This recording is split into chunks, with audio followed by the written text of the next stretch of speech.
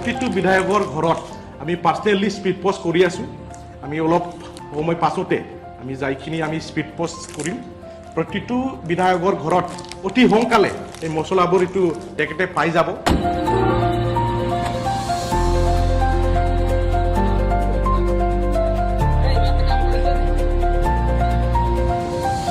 হাগ্ৰামা মহিলাৰী ডাঙৰীয়াও হেলিকপ্টাৰবোৰ বাকি চলায় হাগ্ৰামা মহিলাৰীৰ যিটো দিব লগা মছলা সেইটো আমি বৰ্তমান বাকি থৈ দিলোঁ আৰু এছেম্বলি ইলেকশ্যনৰ পাছত এছেম্বলি ইলেকশ্যন জিকাৰ পাছত আমি হাগ্ৰামা মহিলাৰী ডাঙৰীয়াকো এটা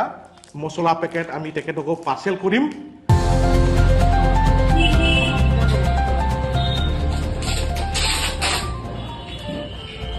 खौरां बिजोंनि गेजेराव दाख्लि हाग्रामा महिलारी सार बिथाङा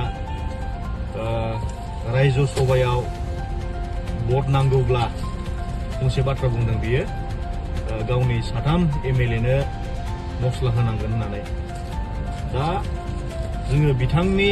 सन्मानखौ लाखिनानै जोङो दिनै साथाम एमएलएनो जोङो 1 केजि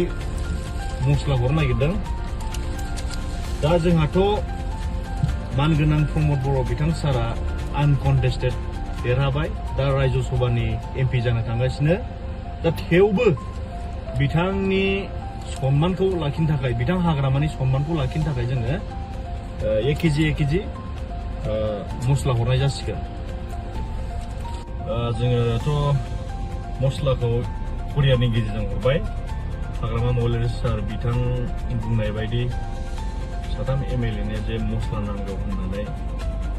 स' बेखायनो जों कुरियारनि गेजेरजों मस्लाखौ हरबाय दा ट्रेकिं आइडियानै ट्रेकिं आइडिखौ जोङो नोंथांमोननो